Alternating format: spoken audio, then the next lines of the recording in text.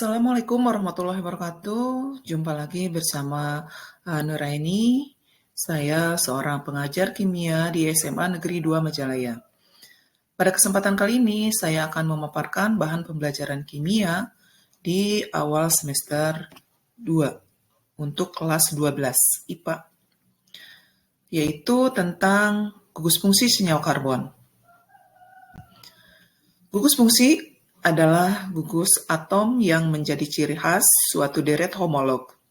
Setiap senyawa karbon yang mempunyai gugus fungsi berbeda, maka akan mempunyai sifat yang berbeda pula. Nah, di sini ada beberapa gugus fungsi senyawa karbon. Yang pertama, ada haloalkana dengan rumus struktur Rx, di mana X-nya adalah unsur-unsur halogen. Kemudian ada alkohol, ROH. Jadi ada gugus OH yang terikat pada alkil, R-nya adalah alkil ya. Kemudian ada ether R aksen, jadi ada dua alkil yang di tengahnya itu dipisahkan oleh O ya.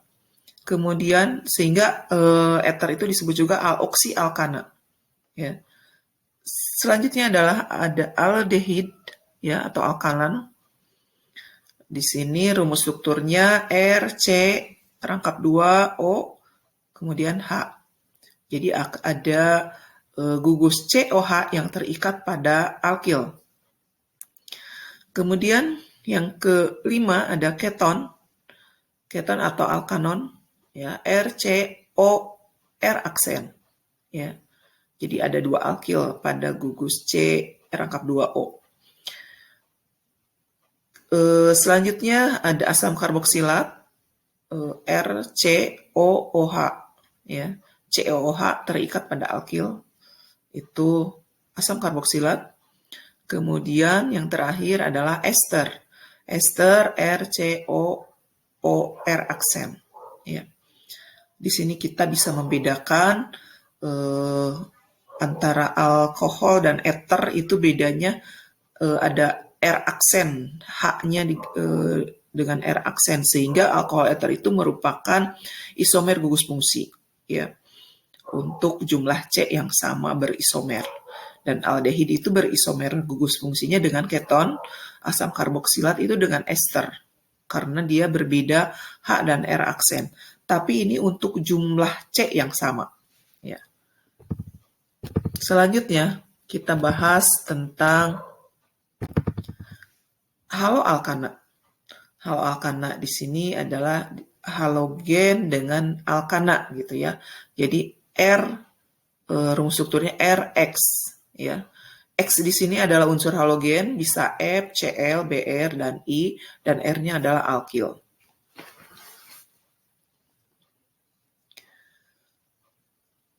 Untuk tata nama secara IUPAC, yang pertama menentukan rantai induk.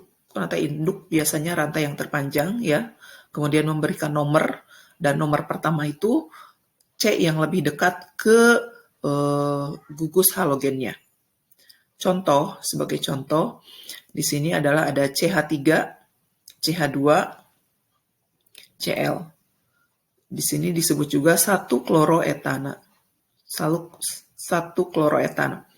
Nah, karena kenapa ada angka 1, Cl-nya terikat pada C nomor 1 ya. C yang di kanan tengah itu berarti itu C nomor 1 pada gugus senyawa karbonnya. Kemudian bisa juga secara trivial, nama lazim monohaloalkana adalah alkil halida. Contoh CH3, CH2Cl itu alkilnya apa? Di situ etil karena C-nya 2 dan Cl-nya klorida, sehingga ditulis atau diberi nama dengan etil klorida. Nah, untuk pembuatan haloalkana ini yang pertama melalui reaksi substitusi, yaitu mengganti satu atom dalam suatu molekul oleh sebuah atom lain. Berarti di sini penggantinya adalah unsur halogen. Biasanya atom H yang diganti dan masuk atom halogen. Kemudian reaksi adisi, reaksi pengubahan ikatan rangkap suatu molekul menjadi ikatan tunggal. Ya, yang tadinya mempunyai ikatan rangkap kemudian menjadi tunggal karena ada gugus halogen yang masuk di situ ke dalam senyawa karbon yang berikatan rangkap. Nah, penggunaan alkil halida atau haloalkana di sini contohnya kloroform CHCl3 yang digunakan sebagai pelarut untuk lemak atau untuk juga obat bius ya. Ada lagi tetraklorometan atau karbon tetraklorida. Itu juga sama untuk pelarut lemak atau alat pemadam kebakaran. Dan ada lagi freon, tentunya kita sudah pada tahu ya sama freon ini. Freon merupakan pendingin pada lemari es atau juga gas pengisi AC ya pada mobil atau mungkin AC-AC yang ada di rumah. Selanjutnya, gugus fungsi yang kedua adalah gugus fungsi alkohol atau alkanol. Alkohol merupakan senyawa turunan alkana yang mengandung gugus fungsi OH. Ya. Untuk rumus umumnya CnH2n plus 2O. Maaf ini. CnH2n plus 2, O-nya 1 ya. Tapi itu ke bawah, H2n plus 2-nya ke bawah harusnya ya. Jadi H-nya, kalau N-nya 2, berarti C2, H-nya berarti 2 kali 2, 4, tambah 2, 6. Jadi C2H6O. Di sini kita lihat contoh ya, ada dengan penamaan dalam tata nama secara iupak dan trivial. Kalau C-nya 2 itu berarti etanol ya. Strukturnya ada di bawah etanol. Ya. Kemudian secara trivial bisa juga disebut sebagai etil alkohol untuk etanol. Kalau metanol ya metil alkohol ya. Jenis-jenis alkohol. Alkohol primer yang pertama yaitu alkohol yang gugus fungsinya, jadi gugus fungsi ini adalah OH-nya terikat pada C primer, yaitu C yang hanya mengikat satu atom C lain. Ya. Kemudian alkohol sekunder, alkohol yang terikat ya, atau alkohol yang gugus fungsi OH-nya itu terikat pada C primer, C sekunder yaitu C yang mengikat dua atom C lain, yaitu ada C-nya ke bawah 1 dan ke kiri 1.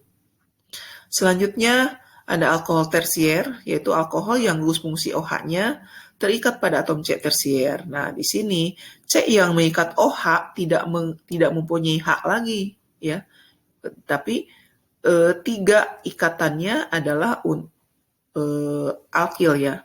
Ada ke atas CH3, ke bawah CH3 dan ke kiri ada CH3 maaf itu harusnya CH2 CH3 ya. Jadi C2H5. Selanjutnya keisomeran alkohol, ada keisomeran posisi yang pertama yaitu keisomeran yang terjadi karena perbedaan letak gugus OH. Nah, di sini berarti OH-nya bisa di C nomor 1, bisa di C nomor 2 atau C nomor 3 dan seterusnya tergantung panjangnya atom karbon. Kemudian keisomeran optik, ya, yaitu kemampuan suatu senyawa untuk memutar bidang cahaya terpolarisasi.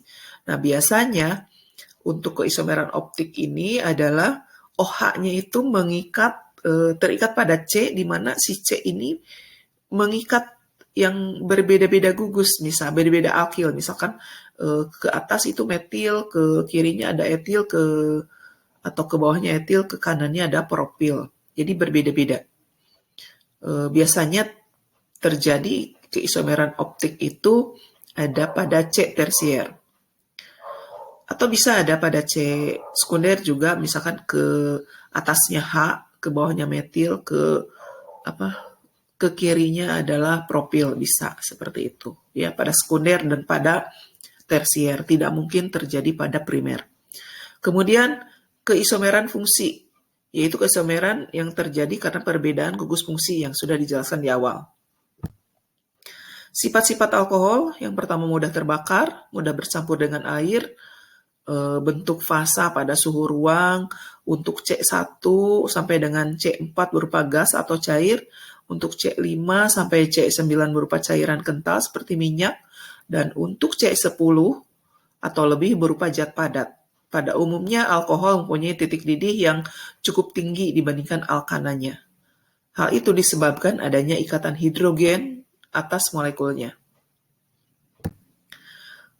reaksi alkohol di sini ya, ada pelepasan H2O, kemudian ada oksidasi alkohol. Nah, yang penting di sini oksidasi alkohol. Alkohol sederhana atau alkohol primer di sini mudah terbakar membentuk CO2 dan H2O. Namun dengan pengoksidasi sedang dan dalam lingkungan asam, alkohol teroksidasi. Yang pertama alkohol primer itu menjadi aldehid ya. Kemudian setelah dioksidasi lagi akan menjadi asam karboksilat ya. Seperti reaksi yang pertama. Kemudian alkohol sekunder itu akan membentuk, kalau dioksidasi membentuk keton. Dan alkohol tersier tidak bisa dioksidasi karena yang diserang adalah atom C yang mempunyai ikatan dengan H, sementara tersier sudah tidak mempunyai H lagi, jadi tidak bisa teroksidasi. Selanjutnya kita bahas tentang manfaat alkohol. Alkohol mungkin disalahgunakan ya, tapi sebenarnya ada manfaatnya. Terutama metanol adalah salah satu senyawa hidrokarbon golongan alkohol ya. Pada suhu kamar, metanol adalah zat cair yang mudah menguap dan mudah terbakar. Metanol juga bersifat racun dan ketika terbakar apinya tak berwarna atau tak terlihat. Sebagai bahan bakar, jadi metanol ini bisa digunakan sebagai bahan bakar, sebagai bahan dasar membuat formalin, sebagai bahan utama zat antiseptik, sebagai zat anti beku, sebagai bahan utama plastik, sebagai bahan peledak. Kemudian untuk etanol. Etanol ini mungkin yang paling banyak di pasaran, terutama di apotek ya, karena merupakan zat cair bening yang tidak berwarna, dapat bercampur dengan air dan mudah terbakar dengan nyala api biru. Biasanya digunakan sebagai pelarut obat-obatan, ya, kosmetika, minuman juga seperti bir, anggur, atau whisky. Itulah bahasan dari saya tentang gugus fungsi, terutama di sini adalah hal alkana dan alkohol. Kita sambung lagi di video berikutnya. Mohon maaf jika ada kekurangan.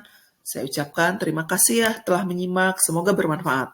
Wassalamualaikum warahmatullahi wabarakatuh.